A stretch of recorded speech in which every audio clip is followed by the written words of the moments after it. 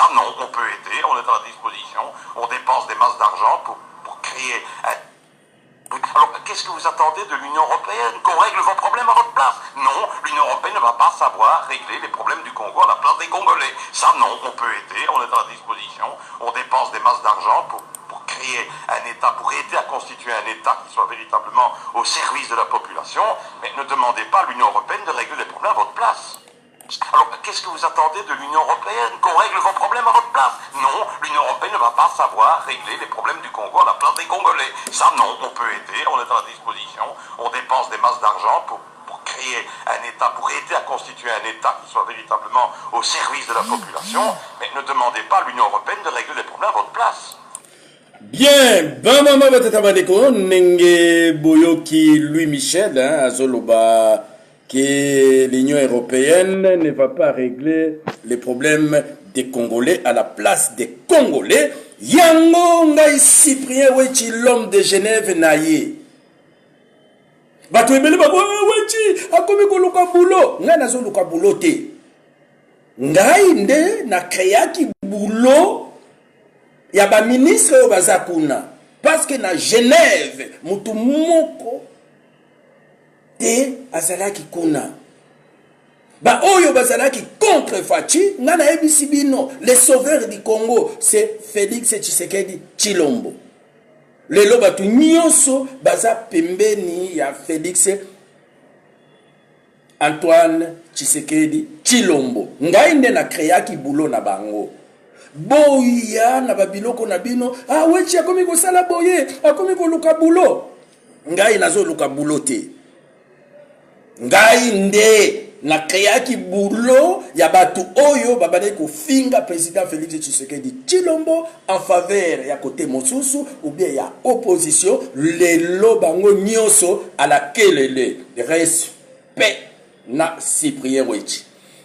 Débat ya lelo ezali dialogue avec les Rwandais. Pour ou contre les dialogues avec les Rwandais et la communauté rwandophone. Tozana deux camps. Tozana deux camps. Quand il y a les amis de Wechi, na quand il y a gouvernement. Président Félix Tshisekedi Tshilombo, yoza papa. Toko senga na président Fachi Beton. Zala na place na yo ya papa. Oza na Bana mosusu balobi non au dialogue avec les Rwandais et la communauté rwandophone. Biso ba les amis de Wechi to lobby oui au dialogue. Ce qui aucun na dialogue te ozui munduki omi beti na makolo. Wana nde teze ya biso ba les amis de Wechi. Sikoyo biso ba les amis de Wechi tokoya na argument. Pourquoi to lobby tokende dialogue? Tokoya na fait de route na biso, fondement na biso, na argument na biso. Gouvernement pe aya na fait de route na ye, fondement na ye, et pourquoi ba lobby non? Et maintenant c'est le peuple congolais qui va nous juger. Nazo yebisa bino. Ba maman batata bandeko, dialogue avec les Rwandais et la communauté rwandophone nande teze ya biso ba les amis de Wechi. Et ça un avantage ya République démocratique du Congo. Et ça un avantage ya Fachi Beton.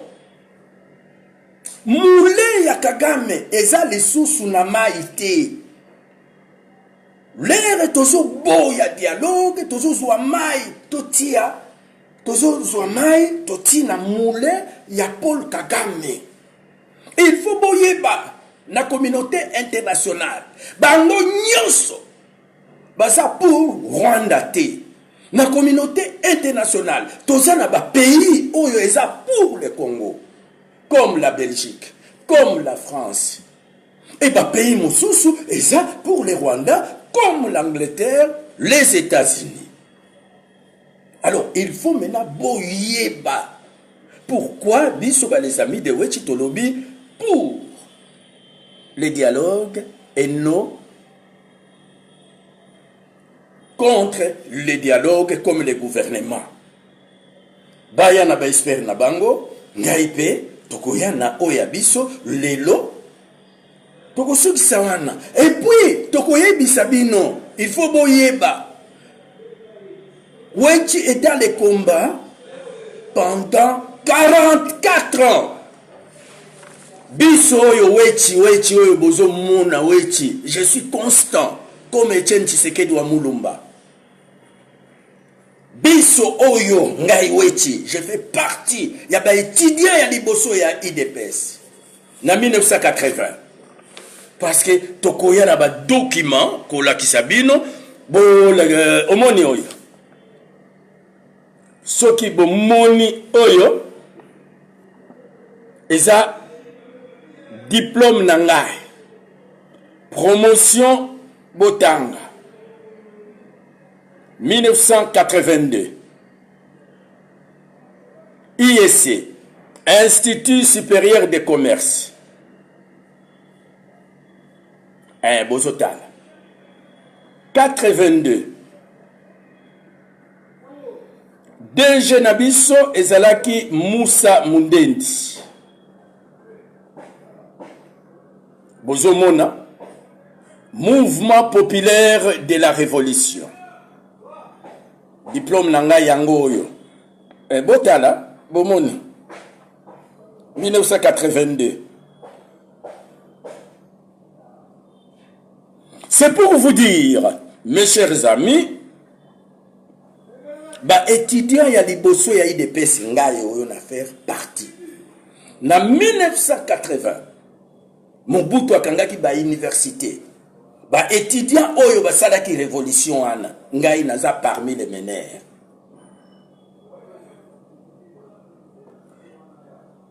Na 1982, bazwaki papa Etienne Tshisekedi wa Mulumba.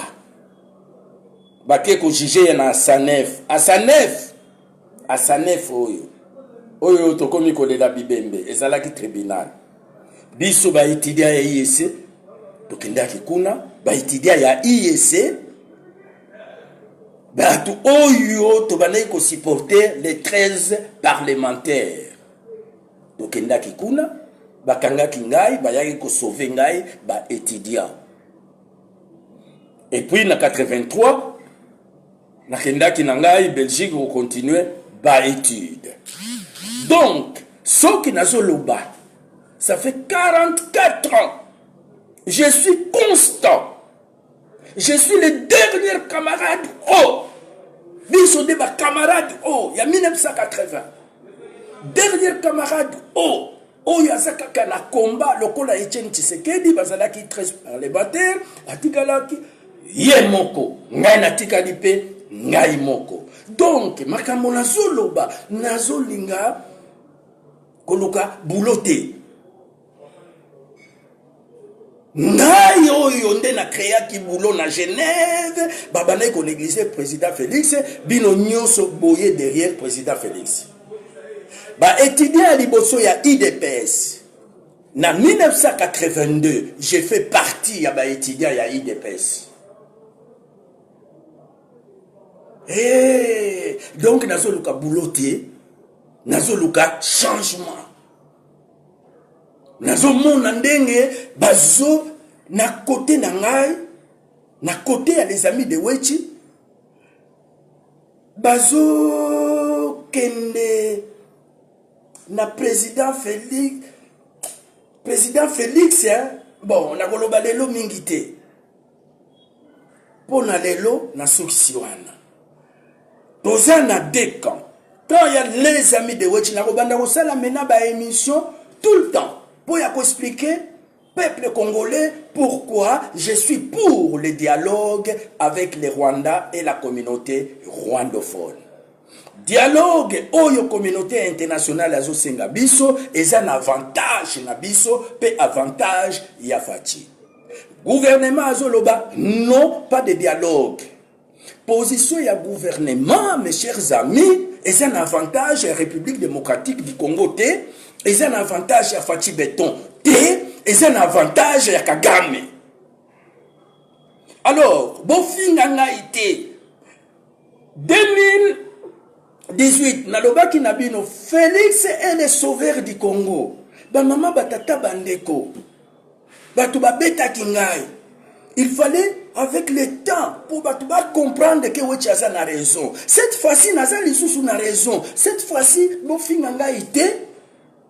Bo poser ngai ba question. Neti Olandi awa poser ba question. Pona nini Wechi olobi bongo. Welelele argument nini. Alors ngai na kobanda kuya na ba image pour convaincre le peuple congolais. Il faut gouvernement a fait des routes naïe. Pourquoi le gouvernement est contre le dialogue avec les Rwandais et la communauté rwandophone. Ngai pe na fait des routes ngai. Pourquoi nasa pour fondement ya eloko na ngai na ye nango bango pe bayena fondement na bango. Batindi ba espère ba expliquer peuple congolais. Maintenant Fachi akomona na bino ba peuple et puis peuple nde ko juger biso oli akofinga ngai. Ba mususu alonga kuna musweli wana asa rwandais asa kolabo makamwana esili. Il faut convaincre le peuple congolais parce que ngai Cyprien Wechi naza mutu ya pampante. En 1982 Nasaki déjà na diplôme nangai ya IEC avant de partir en Europe. Yango. Bomoni ngai wana. Mobali ya afro. Cyprien Wechi. Na période wana, na période na biso il faut na afro naturel. Les ezalaki critères ya beauté ya mibali afro. Soki bomoni lenga azana yango, soki bomoni soliste ya Viva la Musica Tolfa azalaki pe na afro, na période wana afro nde makambo. Diplôme nangai 1982 et soki otali mutu asinyaki diplôme nangai zela na lukaye bokomona bokoya koloba diplôme ya lokuta non eza diplôme ya lokuta te. Directeur na biso Moussa Mundendi, signature ya Moussa yangoyo. Professeur Moussa, que son âme repose en paix. Professeur Moussa yewana le sous-signé professeur Moussa. Le sous-signé professeur Moussa Mundendi. Moto nyonso oyo asala sciences économiques na Inikin ayebi professeur Moussa Mundendi. Donc, et ça diplôme ya T. Na ba 80, 85. Moto nyonso oyo aleka na Inikin, na campus de Kinshasa, ayebi professeur Moussa Mundendi. 1982, nous doit signer un diplôme nanga ya IEC professeur Moussa. Donc naza mutu ya T. Je suis le dernier combat nanga 44 ans. J'ai été relégué au village en 1980. Je suis le camarade O, Cyprien Wechi. Le camarade O, Cyprien Wechi, diplômé de l'Institut supérieur des commerces. Promotion 1982. Ayebisi président. Dialogue et ça un avantage à la République démocratique du Congo. Na avantage na yo. Et que tous les pays ne sont pas pour le Rwanda. La communauté internationale, bisope tout ça na ba pays oyo elingaka Congo et soutenaka Congo, mais biso ba Congolais nde toyokisaka bango soni. Soki ba koteli biso toye na programme contraire na makambo oyo ba traitaki na communauté internationale à notre faveur, toye na makambo mosusu. Comme le dialogue. Le dialogue est un avantage à Kagame. Le dialogue est un avantage à Fachi. Mais gouvernement, bazo boya dialogue, bazo yo qui sa soni, ba pays. Oyo eza pour Congo. Nande, na kosuki sawana, na kosenga na président de la République, ya za au-dessus, ya mêlé. Bana, bazana, débat est ouvert entre banana yo. Bamosusu balobi pour, bamosusu contre. Yo kabiso, et puis, on va tirer conclusion. Nazo luka boulot mon côté, parce que nazo nango besoin de. Na 82 l'heure nazo diplôme nangai universitaire. Il y a IEC, basama lukonde bazana ba 5 ans, bazana ba kusha. Ba Patrick Mouyaya, oh! L'heure wana zo beta pipi na mbeto na moni mutu moko. Je ne suis pas à côté. Posez ma question. Je ne suis pas à côté, M. Paul. Et ça débat. Le débat est ouvert. Le débat est ouvert. Kofingate. Je suis très content, mon ami et mon frère Paul Kanema. Tu dis que je suis à côté. Non, je ne suis pas à côté. Il faut poser les questions. Poser question au gouvernement, même question. Au lieu de poser gouvernement, opposer ngai wechi. Wechi maintenant, n'a obligation à expliquer une opposition ngai. Pourquoi n'a pour les dialogues? Nakoya na introduction, développement et conclusion. Maintenant, binonde boko jige ngai selon introduction, développement, la conclusion ngai. Bon, tout n'y peut gouvernement. Aïe, na introduction, développement, la conclusion aïe. Bino boko mineti ba professeur, bozo corriger dissertation. Botali, barigime a wechi, aza na raison ou bien aza na raison te. Yo, olobi, je suis à côté. Na présenté na no introduction te. Développement nanga ite, conclusion nanga ite. On juge ngai en fonction de quoi? Hein, mon ami Paul Kanema, mon frère. Il faut maintenant tout le sala. Discussion scientifique. Au moment que yonde osa à côté, au juge en fonction de quoi? J'ai introduit le sujet. Que moi je suis pour le dialogue, gouvernement contre le dialogue. Nasalina no introduction te, développement te, conclusion te. Au bandi ko juge ngai. Le dialogue ne va pas résoudre. Rappelle-toi combien de dialogues ont été tenus. Wana esa manipulation ya gouvernement. Pour nangai, argument ya Paul Kanema. Wana esa manipulation ya gouvernement. D'abord, il faut tout yeba. Faire des routes ya gouvernement esa nini. Quel est l'objet ya discussion? Nalingi ko pesa yo maintenant introduction. Nalingi ko pesa kaka yo moi introduction.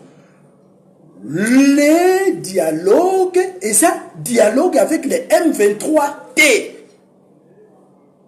Les gouvernements n'a biso le dialogue tobo et dialogue na M23 baso manipuler le peuple congolais. Introduction na ngaya kwa. Et ça dialogue ya mabele.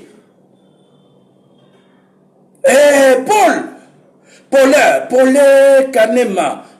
Et ça dialogue ya mabele. Et ça dialogue avec les M23T. Et ça dialogue na Rwanda. Na la communauté rwandophone. Nuance. Gouvernement Azoloba. Pas de dialogue avec les M23. C'est le gouvernement qui manipule le peuple congolais. Le gouvernement ne dit pas la vérité de ce que la communauté internationale nous demande. La communauté rwandophone, c'est-à-dire la communauté rwandophone, awa, tout ça va scientifique. Toké na maths moderne. Toké na maths moderne. Pour comprendre wechi, il faut usala na notion ya maths moderne. Na maths moderne, tozalaka na ensemble. Ensemble. Na kati ensemble, il y a des sous-ensemble. Donc la communauté rwandophone, c'est un ensemble. Nakati ensemble la communauté rwandophone, cher Paulin Kanema, nous avons 3 sous-ensembles. Ensemble ya liboso, communauté, ethnie, Hutu. Donc, dialogue wana concerne aussi les Hutus. On n'a jamais fait un dialogue avec les Hutus. Deuxième sous-ensemble, Tutsi. Na Tutsi wana, Banyamulenge baza wana, ba M23 baza wana. Ba M23 ba Tutsi, baza différent na ba Hutu. Communauté rwandophone ya ba Hutu, Mwami Ndeze, il est Hutu, mais aza Tutsité. Et Dr Machako, qui était ministre plusieurs fois, Azaout, communauté naïe et na 3e sous-ensemble, les pygmées. Ndeba lobby tosala. Tosala, mes chers amis, dialogue. Dialogue concerne dialogue à Mabélé. Et ça, dialogue à partager. Ba poste était. Maintenant, gouvernement n'a dit ça, c'est peuple congolais. N'a pas dit qu'on développé. Bazoloba, ba M23, balingi tout ça le dialogue, pour bakota ba gouvernement, pour bazala ba militaire, pour bazala nini. Non, l'objet est ça wanate.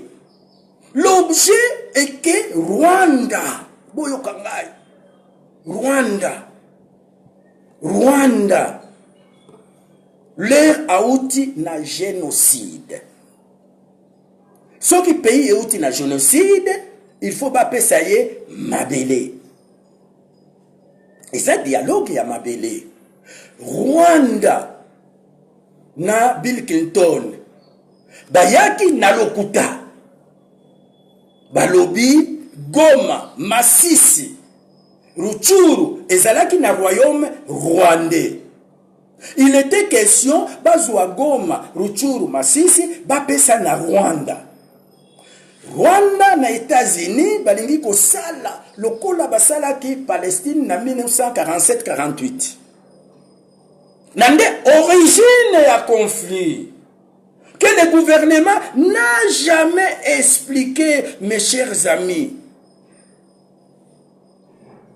Pas la feuille de route de Nairobi. Oyo eza fait des routes il y a 1996.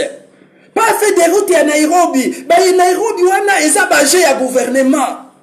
Ba Nairobi wana eza mon cher Paulin Kanema eza batu ya Kagame oyo baza na gouvernement nde bazo kosa peuple congolais lokola bakosi yo. Muti ayi na vérité nde ngai. Et puis le Rwanda a demandé maintenant Berlin 2. Le problème ici à dialogue concerne Berlin 2. Berlin 1, c'était en 1885. Maintenant, Rwanda a sengi Berlin 2. Nande Belgique a boyaki. Alors, Berlin 2 est constaté. Maintenant, ngai nalingi komemabino avec image à l'appui, il y a 1996, interview. Il y a les amis de Witch. Interview à les amis de Witch. Donc, il y a Kotala. Oui, bien on besoin maîtriser tes. Dialogue et ça, Berlin 2. Bino ne besoin maîtriser tes. Parce que besoin na image tes. Les lots n'a pas convaincre Bino d'abord. Objet, il y a dialogue. Monsieur Thierry Kapeta, merci beaucoup. Je suis très content. Maintenant, je besoin poser ma question. Bon, poser ma question à Boye. Tu ne maîtrises pas ces dossiers, mon vieux. Tika Biloba. Bilobela. Tika Bilobela. Oyo isa Bilobela te. Maintenant, viens à Bino. Cassette vidéo. Viens cassette vidéo. Nalingi. Kopé Sabino, Makambo Oyo, Nazolobe Nabino. Bon, toujours kende, bon, Nazoloba. Ngai Nazoloba. Mon frère, je vous respecte beaucoup, mais j'ai comme l'impression que vous voulez que la communauté internationale que vous défendez aujourd'hui, la RDC en 4 parties, et doit rester sous contrôle de cette communauté internationale. Donc aujourd'hui, non mon frère, Valentin Tshibula, non mon frère, ngai au moins émission yo to bana ko sala émission boye. Bo fingité, mais vous posez ma question, moi j'ai l'obligation ya ko convaincre bino que ngai nde na sana raison to ko kende. Bo vanda, bo pesa nano 1 minute hein, na kena ordinateur. Ordinateur yango oyo biso ba les amis de Wechi ndenge ezalaka kaka to salaka na ordinateur hein, na ba image. Awa nalingi komema bino na bandeko na ngai na 1900 attends nalingi komema bino na 1996 Félix aye nano na pouvoir te 1996 bamama na ngai Bolanda awa toza na 1996 bamama banga bandeko toza na 96. Moi, je crois que c'est ça la chose la chose principale que nous pourrions apprécier. Maintenant, Bolanda, Rwandais Oyo, aza ambassadeur. Ya Rwanda na Belgique. Awa toza na 1996. Na 1996, eloko nini elekaki.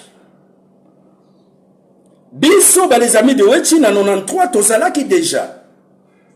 Les amis de Wechi publié au Moniteur belge le 16 décembre 1993. Tobandi Moussala Nabiso. Na 94, leur guerrier, Papa Paulin, Rwandais babimisi carte. Bati Goma, Ruchuru, Masisi, ke ezalaki ya bango. Biso ba les habits de Wechi to moni carte wana. Dans 96. 1996, aujourd'hui 28 ans. Makambo nazo loba ya 28 ans. Boyo kanga bien. Toke kotala ambassadeur. Totunie. Bolingi ko annexer Congo ou pas.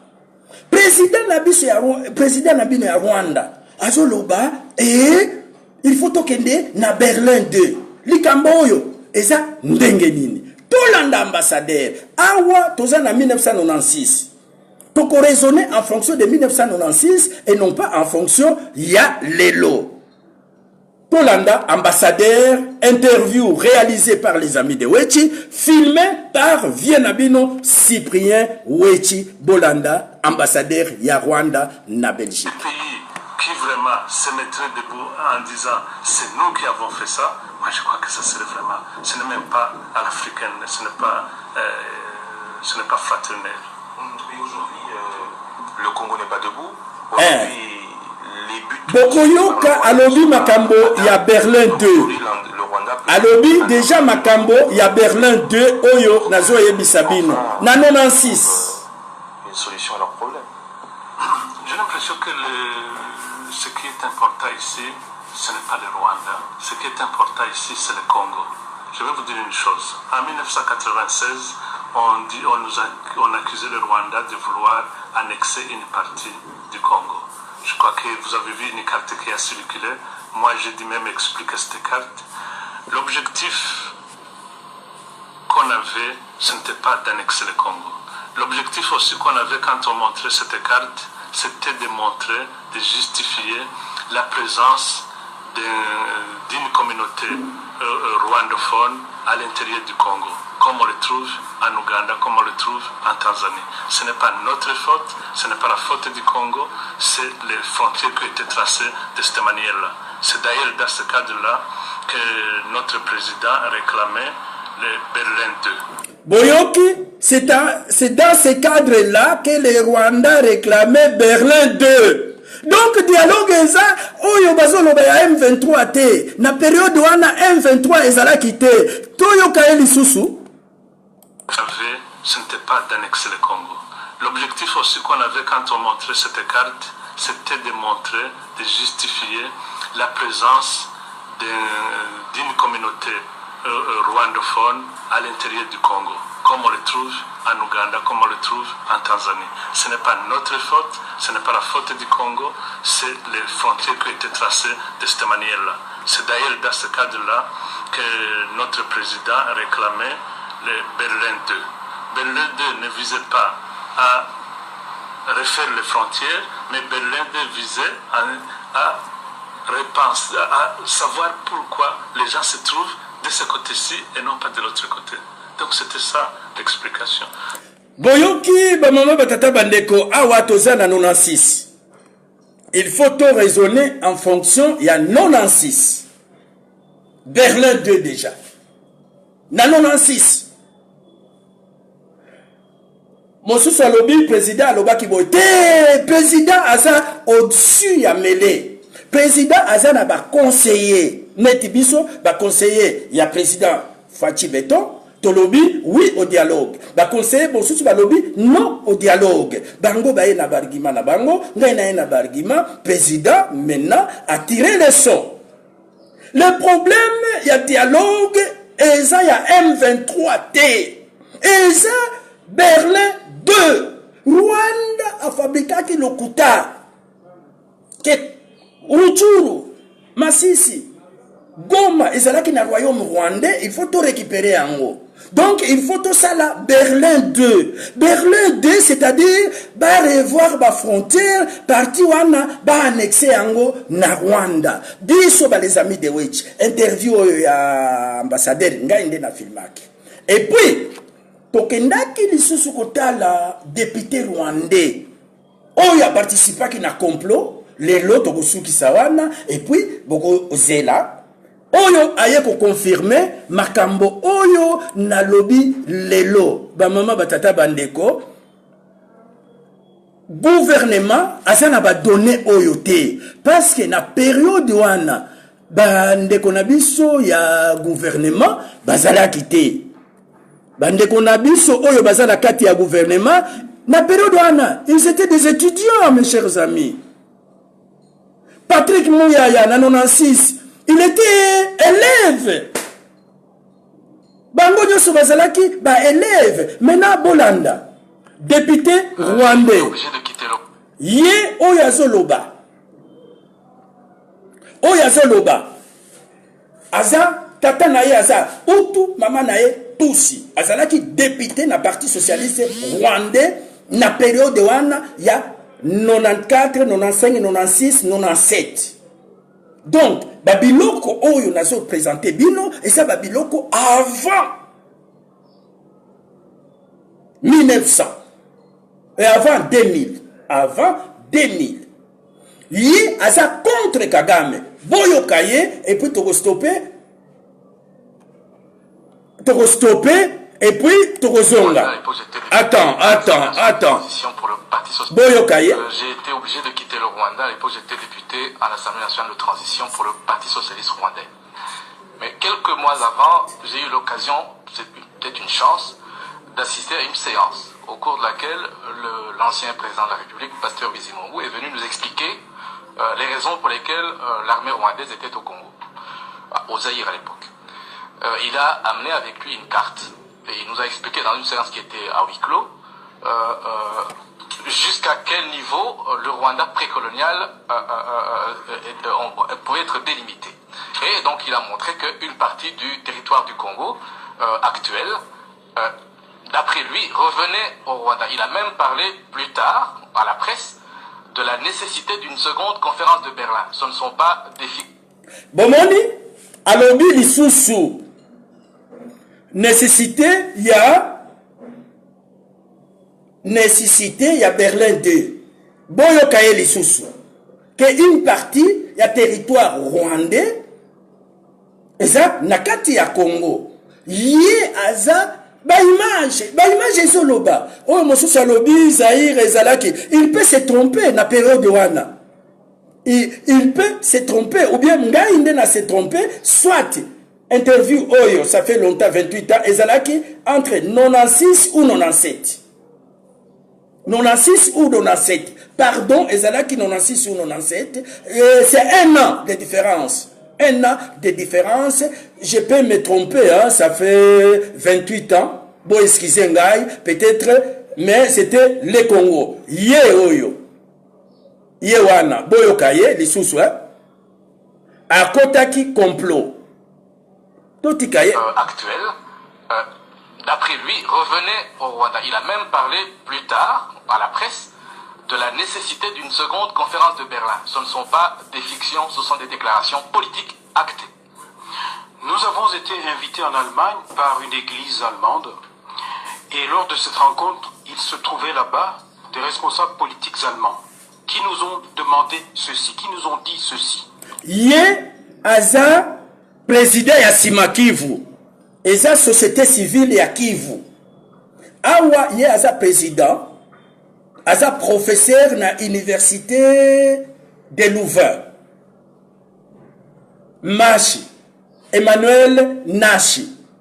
Aza président. Azalaki président. Na période oyo. Azalaki président. Il y a association Sima Kivu. Société civile ya Kivu. Il y a ressortissant ya Kivu na Belgique. Il parle là en tant que président Boyokaye. Boyokaye. Boyokaye. Merci. Nous avons été invités en Allemagne par une église allemande.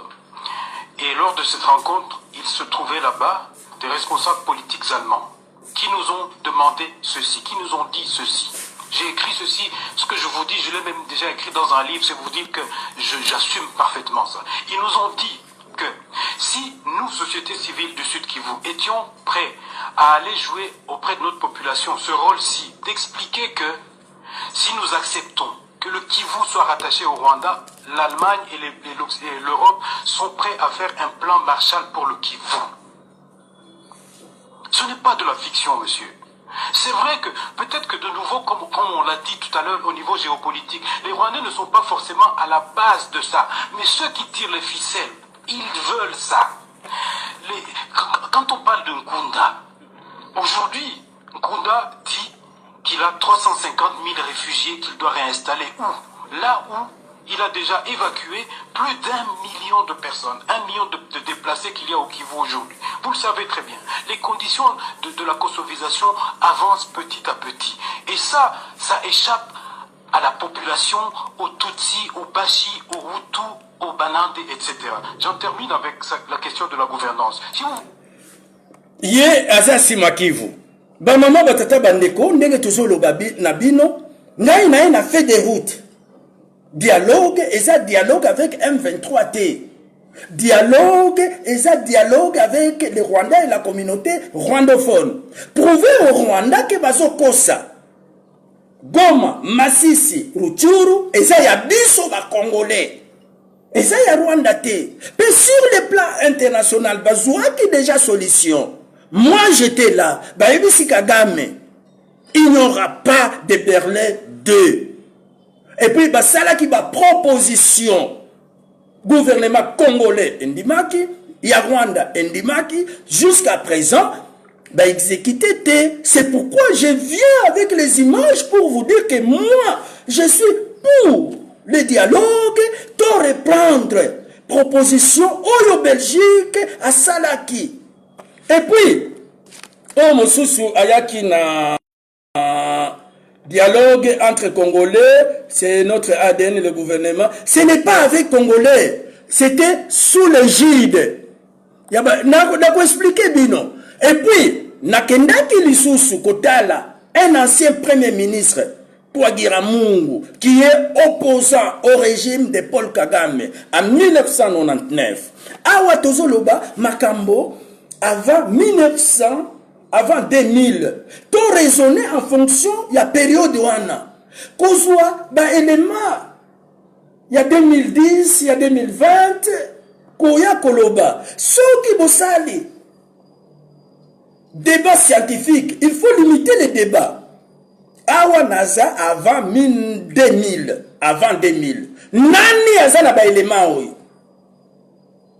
Gouvernement a présenté un élément. Nani azana ba élément oyo. Média nini ezana ba élément oyo. Bola Kisangai. Quand même, à un certain moment, il faut féliciter les amis de Wechi. On a travaillé sur ces dossiers. On est avant Paul Kamena. Raisonnons avant 1900, avant 2000. Parce que Eloko Yozo Loba, et ça, il y a les lots. Raisonnons avant 2000. Dans la question, il y a 77, excusez-moi, la Loba qui 96, c'est 77 ou 98. Oh, il y a ambassadeur. Oh, il y a Nini, il y a député, et ça, il y a 2008. Maintenant, dans l'Ingi Kolakisabino, il y a 99, un ancien Premier ministre rwandais. Oyo, ba image, et ça, ba image, il y a les amis de Wechi. Ba question posée, les journalistes, il y a les amis de Wechi, filmé par moi-même, Cyprien Wechi. Donc, et ça, ba image, il y a RTBFT, il y a TV5T, il y a France 24T, et ça, ba image tournée par un Congolais, ba journaliste congolais, caméraman congolais, monteur congolais, mbongo nabiso yaba congolais, donc ils ont un reportage 100% congolais, quand même, un peu de félicitations. Total, non, ancien premier ministre, Bolandaye, Sikoyo Yewan. Ils s'organisent aujourd'hui pour attaquer le Congo, sous prétexte que la révision des frontières devient obligatoire. Quand on parle d'appeler les Mao ou d'appeler les Tutsis, il n'y a plus de doute. On n'est pas dupe. Il y a des bandits sur le plan international qui soutiennent Kagame pour que le Congo soit exploité dans tout son cœur et dans tout son corps. Donc là, les pouvoirs des alliés des États arabes, je nie franchement. Les États arabes n'ont pas une force qui puisse préoccuper toute la communauté internationale jusqu'au point où on en est aujourd'hui. Mais je pense que Kagame a beaucoup d'ambition. Je crois que le Rwanda n'est pas suffisant pour lui. C'est pourquoi on parle des histoires de Berlin 2, des frontières perdues au Congo. Excusez-moi, c'est assez important, même très important ce que vous faites là, la remise en cause des frontières. Qu'est-ce que vous pouvez dire aujourd'hui par rapport à ceux qui avancent ça comme argument pour dire que... J'allais justement y arriver. Oui. Je vous en prie. Je pense qu'on ne peut pas avoir une telle gourmandise et nous devons nous contenter de notre petit territoire, le Rwanda. Alors, M. Kagame croit que le Rwanda n'est pas suffisant. Souvent, il a dit en anglais, it's like a district of Uganda. C'est comme une petite province de l'Ouganda. Donc, ce n'est pas suffisant pour lui. Et on doit aller chercher les frontières qui existaient avant 1885, lorsque la conférence de Berlin a été organisée. Qu'est-ce que cela veut dire? Ceci veut dire que nous devons engager une bataille contre le Congo, mais ne l'engagez pas contre l'Ouganda, puisqu'il y a une partie du territoire rwandais qui est en Ouganda, qu'on appelle Omufumbira. Ils n'en parlent jamais. Alors, ce qu'ils veulent, c'est écraser les Congolais, écraser le pouvoir congolais, exploiter le Congo, tant que le Congo, d'après ce qu'ils disent, reste inorganisé, donc nous pouvons l'organiser. Et comme ils ont cet appui de ce qu'ils veulent les appuyer, dire, oh, écoutez, ils sont des meilleurs organisateurs qu'on ait vus en Afrique. Je vous dis franchement qu'en ma qualité de Rwandais, engagé politiquement, je ne peux pas soutenir une telle politique. Je prêche la coexistence pacifique des régions avec une intégration régionale. Autrement... Bien, Monsieur Paul, on n'est pas à Tozo Sala, la discussion pour avoir raison, Tozo Luka solution. Ndenge oza exigeant nangai, boza la paix exigeant na gouvernement. Gouvernement a expliqué bino. Fait des routes, il y a dialogue. Dialogue, oyo boboyi. Boboyi, nini nakati, il y a dialogue. Maintenant, oyo wechi alobi, na oya gouvernement, nde opposé ba question. Ba question est comme opposé. On n'avance pas. Toujours nous ka solution. On n'avance pas, papa. On n'avance pas. Vous allez exiger d'un gouvernement. Patrick Mouyaya a expliqué biso. Nena lobby dialogue oyo communauté internationale azo senga biso concerne Berlin 2. Berlin 2. Rwanda azosenga Berlin 2. Berlin 2, c'est-à-dire revoir les frontières. Avec l'appui ya Anglais, na Américain, balingi ko sala quand un peuple bauti na génocide bapesa kabango mabele, ne balingi ko pesa mabele ya Congo. Le dialogue concerne Berlin 2. Président Kabila a yedi basignaki bakor pour dire que c'est pourquoi j'ai dit que dialogue yango est un avantage na biso que bako toucher les sous ba frontière T. Proposition Anna, c'est la Belgique qui a défendu et la France. Et puis, ça qui ba proposition oyo est un avantage à la République démocratique du Congo. Le Abbasali passation à pouvoir na président Félix Tshisekedi Tshilombo, azala qui n'a tenté ya koyebisa ye makambo oyo asinyaki na Rwanda na Belgique. Maintenant, Fati aye na gouvernement bayebi makambo oyo lero bazo kende kuna bazo yebisa bango bazo boya mais bazo yeba te origine ya conflit. Et il faut que le peuple congolais ayeba origine ya conflit. Et il faut gouvernement à expliquer le peuple congolais origine et à conflit. Par exemple, Ndekonangai Paul Kanema ayebi origine à conflit.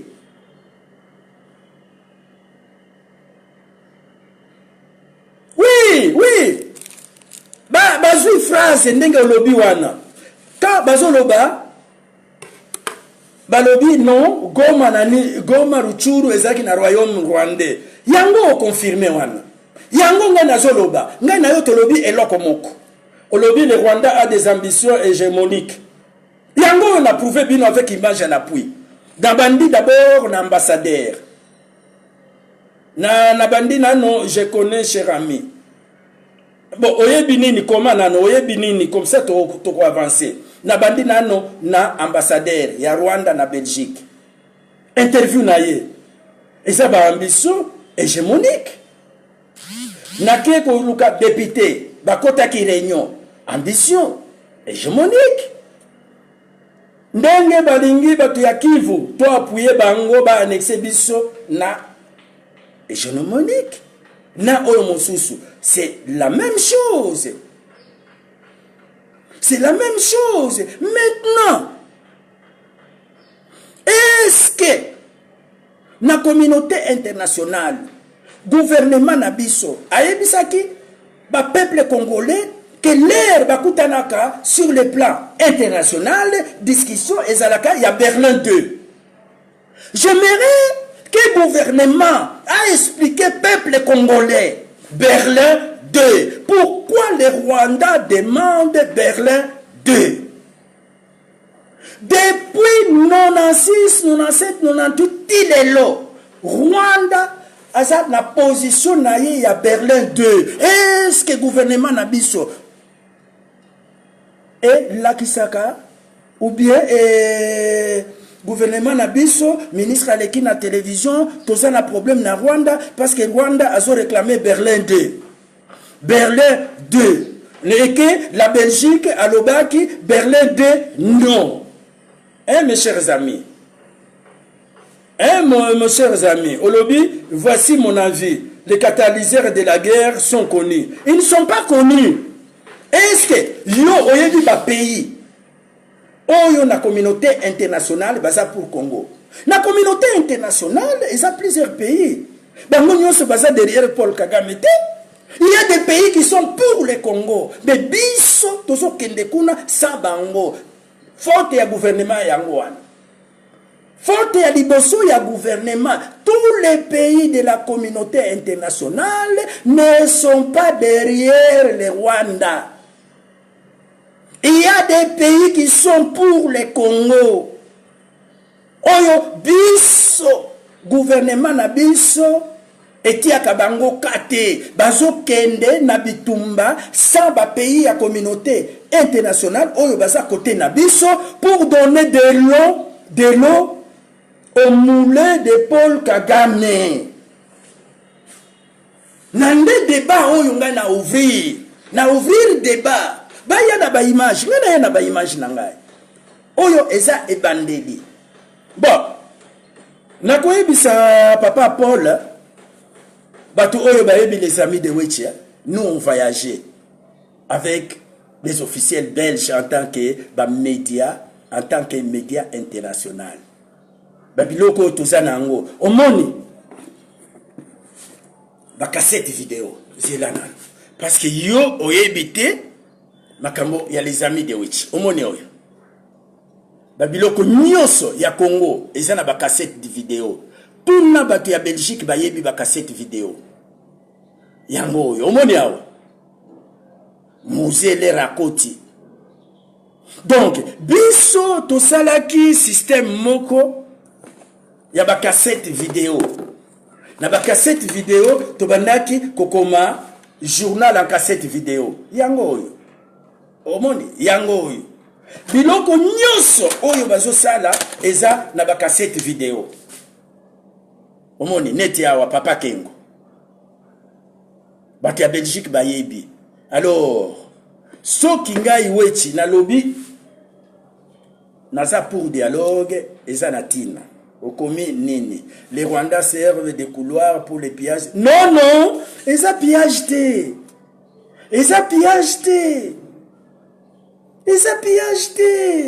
eza likambo ya mabele pourquoi tu ne comprends pas eza pillage te eza makambo ya mabele ou bien obandaki kola excusez-moi nalingi ko poser une question est-ce que Hollandi ambassadeur à Rwanda à Lobini Hollandi député à Rwanda à Lobini Hollandi ex-premier ministre à Rwanda à Lobini tokozonga prochainement okuya tala nano eloko oyo touti kosala parce que je crois que bato ebele va comprendre.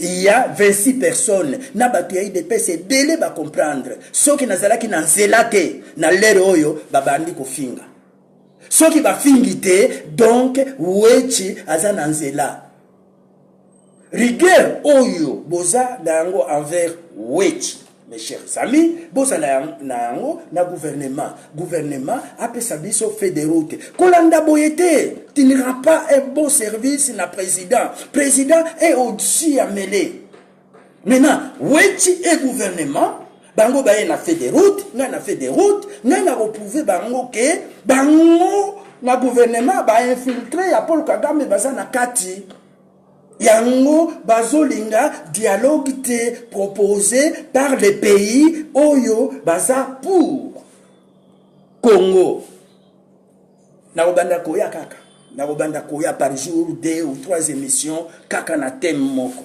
ezalaki oyabino Cyprien Wetchi vieux formidable vieux cassette vidéo talaba cassette vidéo mulunge na kine babiloko nyonso eza wana ba œuvre ya les amis de Wetchi.